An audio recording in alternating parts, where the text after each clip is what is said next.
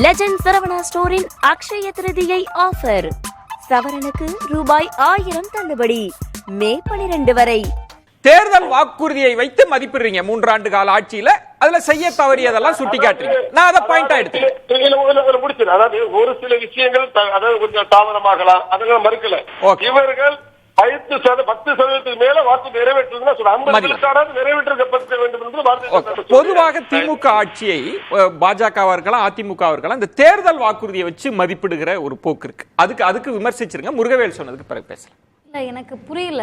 ஆரம்பிக்கிறப்ப அவர் தேர்தல் வாக்குறுதியை விட்டுருங்க சார், மக்கள் என்ன நினைக்கிறாங்கன்னு பேசுவோம், பிஜேபி என்ன நினைக்குதுன்னு பேசுவோம்னாரு. இப்போ 2வது சுற்றுல தேர்தல் வாக்குறுதியை கேட்கிறாரு. நான் அதனால தேர்தல் வாக்குறுதியில திமுக நிறைவேற்றி இருக்கா இல்லையா அப்படின்றத சொல்றேன். இன்றைக்கு கலைஞர் உரிமை தொகை அது யாருக்கெல்லாம் போகுது என்ன அப்படின்ற டேட்டா பார்த்தோம்னா 1,15,00,000 குடும்பத்திற்கு, அதாவது மகளிருக்கு போகுது. விடியல் பயணம் அவர் எங்க டேட்டா எடுத்தாருன்னு தெரியல. நான் மகளிருக்கு பயனே பெறலன்றாங்க. 445 கோடி முறை மகளிர் பயணித்திருக்கிறார்கள். இது எலெக்ஷனுக்கு முந்தைய டேட்டா. புதுமை பெண் திட்டத்துல 4,81,075 பெண் பிள்ளைகள் மாதம் 1000 ரூபாய் பெற்றுட்டு இருக்காங்க. காலை உணவு திட்டத்தில் அரசு பள்ளி குழந்தைகள் 16 லட்சம் குழந்தைகள் நாள்தோறும் பயன்பெற்று இருக்காங்க.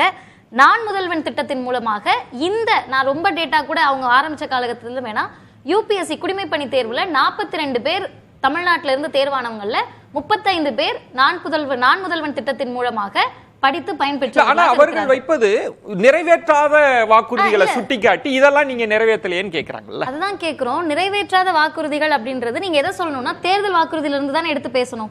தேர்தல் வாக்குறுதியில இதை திமுக சொல்லிச்சு ஏன் நிறைவேற்றல அப்படின்னு கேள்வி கேட்கணும்ல. அதுல இவங்க திரும்ப எங்க வராங்கன்னா நீட் தேர்வுக்கு வராங்க. நான் நீட் தேர்வு உடைச்சு பேசுறேனே, என்ன ஒரு சட்டமன்றம் பண்ண முடியுமோ நாங்க வழக்கறிஞர், சகோதரர் அக்னீஸ்வரன் வழக்கறிஞர், அண்ணன் தமிழன் பிரசன்ன அவர்கள் வழக்கறிஞர், அதிமுகவிலே இருந்தாலும் கூட அண்ணன் அக்னீஸ்வரன் அவர்கள் சிறந்த வழக்கறிஞர்னால அவருக்கு தெரியும் சட்டமன்றத்திற்கு என்ன உரிமை இருக்கோ என்ன அதிகாரம் இருக்கோ அதை பயன்படுத்தி சட்டத்தை நிறைவேற்றி மசோதாவை தாக்கல் செய்து அனுப்பியாச்சு. அது ஆளுநர் இங்க வந்து கிடப்புல போட்டாரு. திரும்ப உனக்கு அதிகாரம் கிடையாது, குடியரசுத் தலைவருக்கு தான் அதிகாரம் இருக்குன்னு சொல்லி 2வது முறையும் நிறைவேற்றி அனுப்பியாச்சு. இப்ப கையெழுத்து போட வேண்டியவர்கள் பிஜேபியுடைய கைப்பாவையாக அங்க இருக்கிறவங்க தானே தவிர வேற யாரும் இதுக்கு தடையாக இருக்கல. அப்ப தமிழ்நாட்டுக்கு நீட் தேர்வு, ஒரு நிமிஷம், தமிழ்நாட்டுக்கு நீட் தேர்வை மீண்டும் திணிப்பதில் பாஜக தான் மிகப்பெரிய நாடகத்தை நடத்திக்கிட்டு இருக்கு. கையெழுத்து குடியரசுத் தலைவர் ஒரே ஒரு கையெழுத்து போட்டா தமிழ்நாட்டுக்கு நீட் தேர்வு விலக்கு வந்துடும். ஒரே ஒரு தகவல் மட்டும் நான் சொல்லிக்கிறேன்.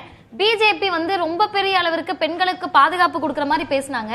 நான் சொல்லல, தேசிய குற்ற ஆணவ காப்பகம் NCRB டேட்டா படி இந்த பிஜேபியினுடைய ஆட்சி 10 ஆண்டு காலகட்டத்தில் 19% பெண்களுக்கு எதிரான பாலியல் வன்கொடுமைகளும் குற்றங்களும் அதிகரிச்சிருக்கு.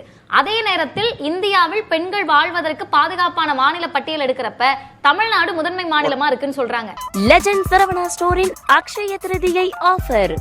சவரனுக்கு ரூபாய் 1000 தள்ளுபடி. மே 12 வரை.